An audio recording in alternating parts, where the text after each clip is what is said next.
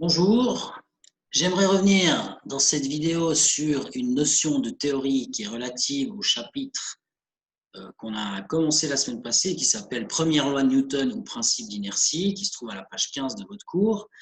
Et en fait, dans le titre de ce chapitre, il y a Première loi de Newton ou principe d'inertie. Alors, j'aimerais revenir en fait là-dedans sur la notion d'inertie. Et cette notion d'inertie, elle se trouve dans votre cours en dessous de l'encadré qui dit ce qu'est la première loi de Newton, qui est donc à la page 18. Ce que j'aimerais voir avec vous, c'est cette partie-là, en fait.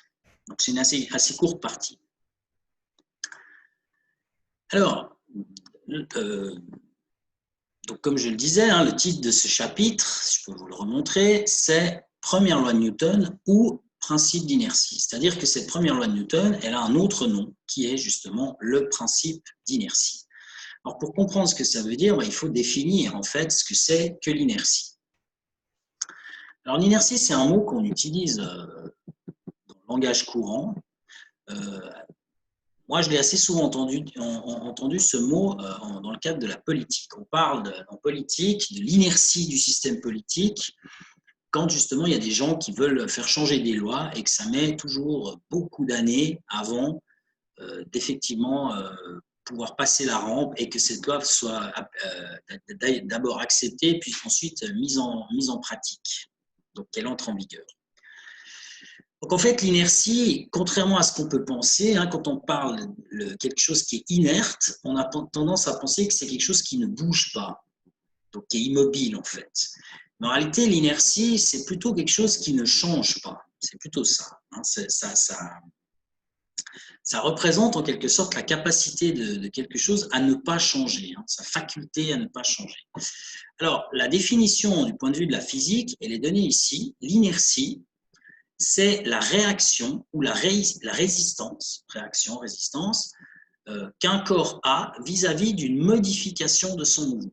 Et comme le mouvement il est caractérisé par la vitesse, eh bien, c'est la réaction d'un corps vis-à-vis d'un changement de sa vitesse. Donc, c'est plus la réaction au changement que véritablement le fait d'être immobile. Alors, cela dit, le fait d'être immobile, ça peut aussi fonctionner, mais c'est un cas particulier dans cette histoire, parce que si vous avez un objet qui est immobile, eh bien, il est donc au repos. Par exemple, un caillou qui est dans un champ. Eh bien, son inertie, qu'est-ce qu'elle va faire? Eh bien, elle résiste, d'après ce qui est écrit ici, elle résiste au changement de sa vitesse. Donc, comme il est immobile, il est au repos, il a une vitesse nulle.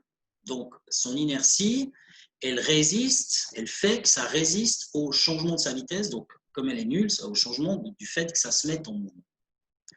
Donc là, on parle bien d'inertie dans le cadre de quelque chose qui est immobile, justement. Donc en fait, si un corps est au repos, son inertie l'incite à rester au repos. Donc la tendance d'un objet qui est arrêté, c'est de rester arrêté. Mais par contre, si un objet est en mouvement, c'est-à-dire qu'il a une vitesse, la vitesse elle est différente de zéro, celle-ci, cette fois, eh bien son inertie l'incite justement à garder sa vitesse. Ça l'empêche en quelque sorte, ou ça s'oppose au fait que sa vitesse change. Donc son inertie l'incite à continuer son mouvement en gardant la même vitesse. Donc en quelque sorte, on peut dire l'inertie, si vous avez un objet qui est immobile, grâce à son inertie, il a tendance à rester immobile. Et puis si un objet il a déjà une vitesse, son inertie, elle a tendance à lui faire garder sa vitesse. Alors, dans les deux cas, je pense que peut-être vous avez déjà compris où je voulais en venir. S'il est immobile, je peux l'écrire ici, c'est en fait le premier cas de figure qu'il y a ici. Dans ce cas de figure-là, la vitesse elle est égale à 0 et surtout, grâce à l'inertie, elle reste v égale 0. Donc, du coup, c'est une vitesse constante. L'inertie,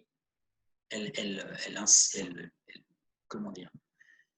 Elle fait en sorte que la vitesse reste constante.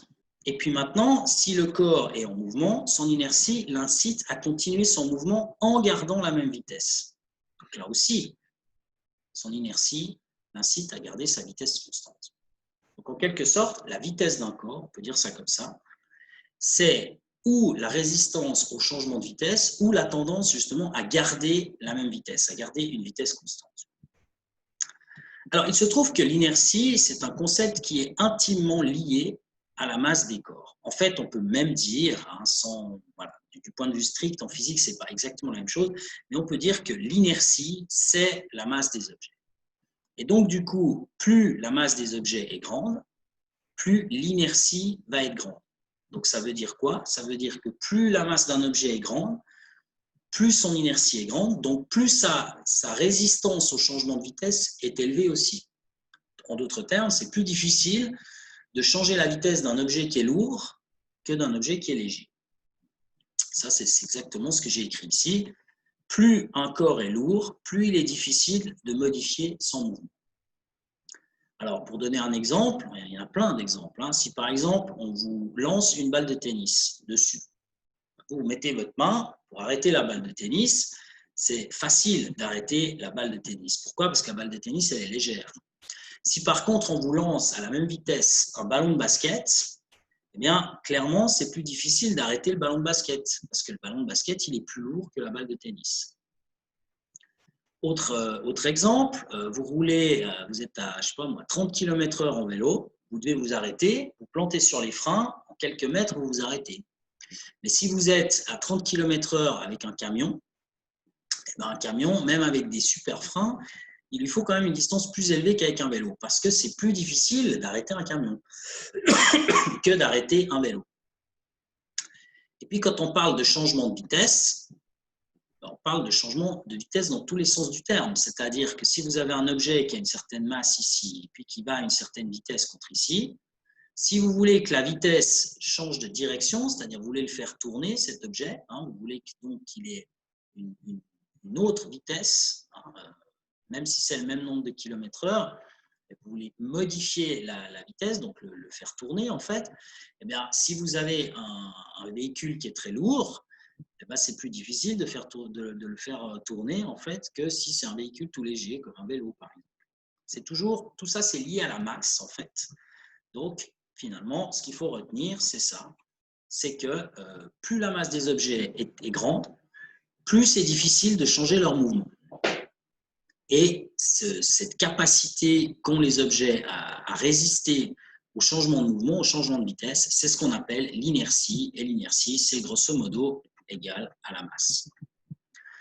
Alors maintenant, pourquoi est-ce que la première loi de Newton s'appelle le principe d'inertie? Eh bien, parce qu'en fait, quand on regarde la loi telle que je l'avais présentée ici, j'ai marqué « si un corps n'est soumis à aucune force ou si la résultante des forces qui s'exercent sur lui est nulle, il conserve sa vitesse ».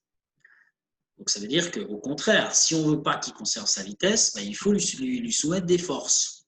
Et ça, c'est justement le principe, la deuxième loi de Newton, somme des forces égale ma. Si on veut qu'il accélère, c'est-à-dire que sa vitesse change, il faut qu'il y ait une somme des forces qui soit différente de 0.